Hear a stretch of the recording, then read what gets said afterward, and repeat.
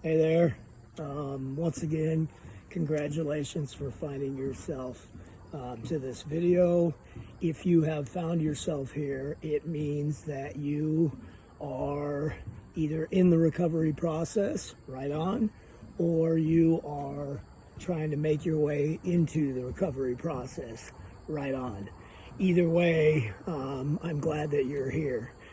Today, I'd like to talk about step 0.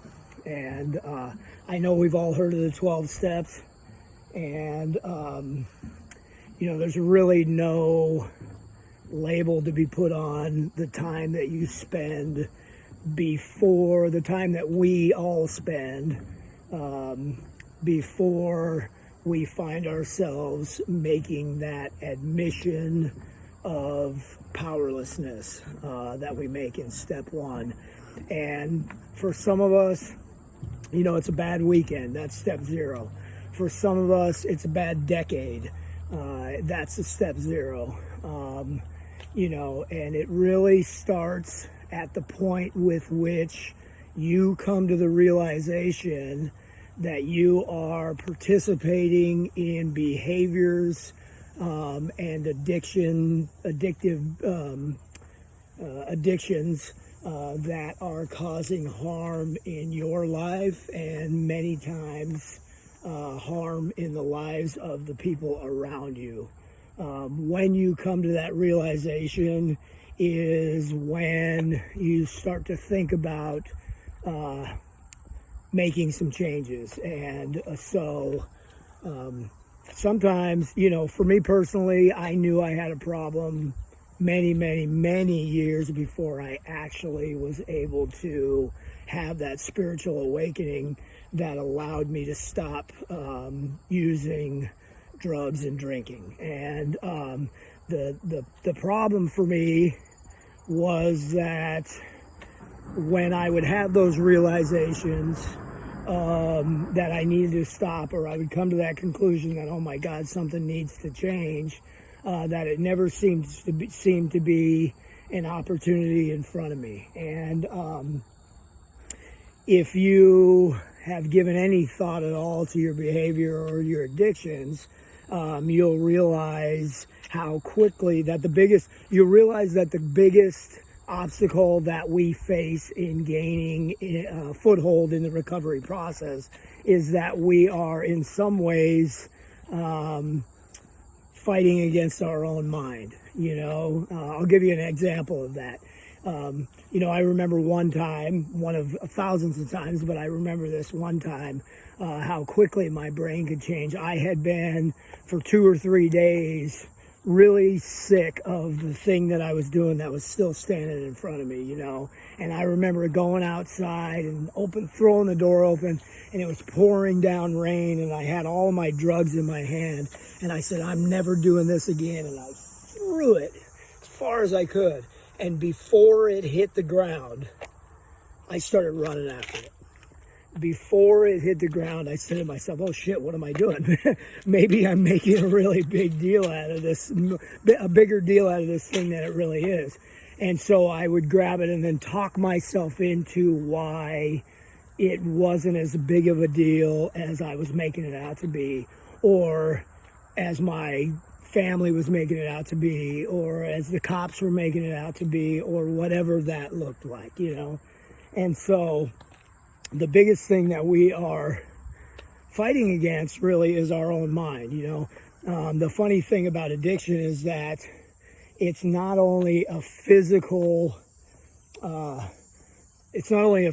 addiction that I go through. It's not just my body that is in the throes of addiction. It is also this compulsion, this mental obsession that comes along with it. And so when I'm drinking or using, it is really difficult for me to put it down. And when I'm not drinking, when I come to that realization, I go, okay, I'm not going to do this anymore, and I put it down. It may take, it may take an instant, throwing it out the door, and before it hits the ground, I've already changed my mind. Or it may take a week or a month or a day, whatever. And my brain will start to rationalize and talk me into why it's not as big of a deal as I've made it out to be, or why, I think it was just the whiskey. I'm not going to drink whiskey anymore. And I'm only going to drink beer, or I'm only going to drink wine, or I'm only going to smoke pot, or I'm only going to do a little bit of cocaine on the weekends, or whatever that looks like. My brain will talk me into picking up again. And so that's really what we're up against. And the first tool that we have is the realization that that's what we're up against, When I know that about myself, I can start to implement some tools, such as playing, let's say just for one tool, for instance, playing the tape out. So when I've managed to be able to put the bottle down, or to put the needle down, or to put my pipe down and not pick it up anymore, and I have that realization that, okay, in a couple of days, my brain is going to start to try to talk me into it. When that happens, what I can do is I can say, yeah, I know that you really want to have a drink right now, Bob, but let's think about what's happened the last 10 times that you've tried to do this. Let's play that tape out and see where it leads me. And what I know about myself, without a shadow of a doubt, and this is probably the biggest tool that I have that ever keeps me from picking up again, is that I know where it always takes me. Always. For me, the price of my addiction is everything. Everything. It's not $10, it's not $5, it's not a little bit, it's not a job, it's not my kids, it's not, it's not any of that stuff. It's all of that stuff. And what happens to me is little by little, or sometimes all at once, all of that stuff will be gone in an instant. It'll be gone. It'll be gone. And so how do I know if that's where I'm at? How do I know if I'm addicted? Because there's many people who frankly aren't. There's many people who get in trouble, get arrested, get DUIs, get in trouble with their parents, lose jobs, have hangovers, whatever, man. They have medical conditions and all kinds of stuff. There are many, and maybe even the majority of people who drink or use that find themselves in that situation that are not addicts. They're not. They're just not. And I've been blown away over the years re-meeting my friends that I used to get loaded with, especially in, from like 17 to 30 years old, in that age group. And I could have swore to you that some of the people that I drank and used with were worse off than me, were absolutely 100% addicted and could not stop, right?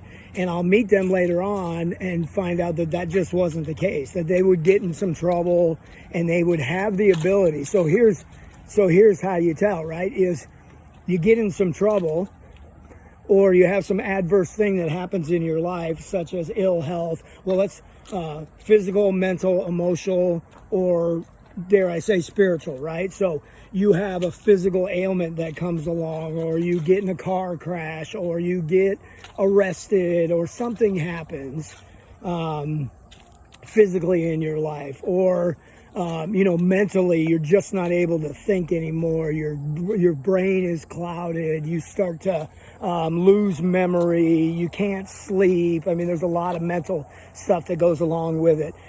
Emotional, you're starting to really be controlled emotionally by how high you are, or what kind of drug you're doing, or whether or not you have a drug. And your emotions are controlled by, whether you have it or whether you can get it, right? Or spiritual, and which I like to think of as my connection to the rest of the world. So that might entail relationships as well.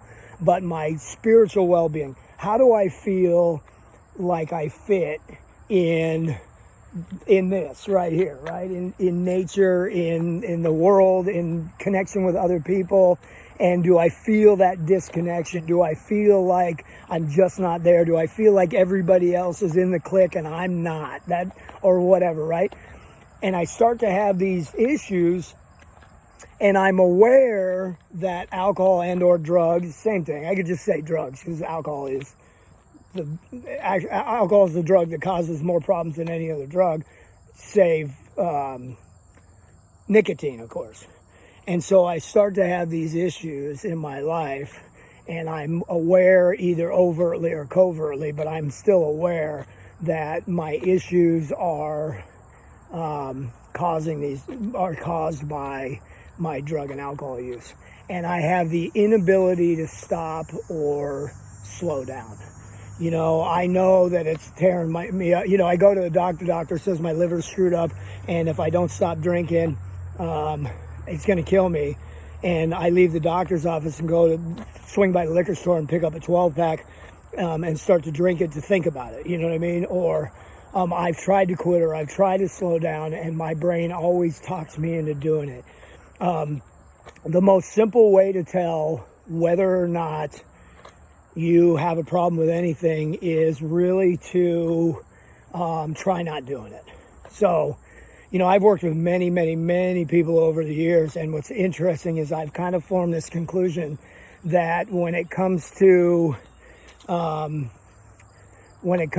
addict who doesn't want to admit that they're addicted, what they will do is they will try to prove that they're not an addict by going out and using it and trying to control it, you know? And somebody who is not an addict or an alcoholic, when they are faced with the prospect of quitting because they have some problem in their life that's caused by drugs and alcohol, if they're not addicted, they just simply quit, and it's not an issue. And it's just not an issue. I have some examples of that in my life where, you know, I have told people, maybe you want to take a look at that. Maybe you might be addicted, and have been pleasantly surprised at their ability to be able to go, okay, it's a problem, I'm just not going to do it anymore. And they'll stop. Or they'll be able to moderate to a point where it's not a problem in their life anymore. So that's probably the best test to see whether or not you have a problem with something, is see if you can not do it. You know, see if you can moderate. See if you can just do a little bit, and you'll get your answer pretty quick. And it doesn't matter where the knowledge of the problem is coming from. You know, if your loved ones are telling you that they think you have a problem and they're asking you to quit with tears in their eyes sometimes, you know, take a look at that. If you sit there with that nagging suspicion that you may have a problem and you really need to cut down or to quit, then take a look at that. You know, if you've been arrested, or if you've had physical problems, or if you don't feel like you're fitting in the world anymore and life is just not there, and drugs and alcohol are part of your life, you may want to take a look at that. So, and if you do so, then I will tell you what the first step is. The first step is you have to have other people on your team. So you have to make an admission that says, I have this problem. Nobody will fix a problem or try to attempt to change a problem. I don't want to use the word fix. To attempt to change a behavior in their life that may be problematic, maybe that's a better way to put it, until they admit that there's a problem. You know, why would you ever change if you didn't even think you have a reason to change? So the first thing that you need to do is decide whether or not you have a problem, get a team around you, and openly say to somebody else, I need help. So if you find that you need some help, please send a message to me, and we will contact each other, and I'll try to help you through that process as best as I possibly can. Thanks.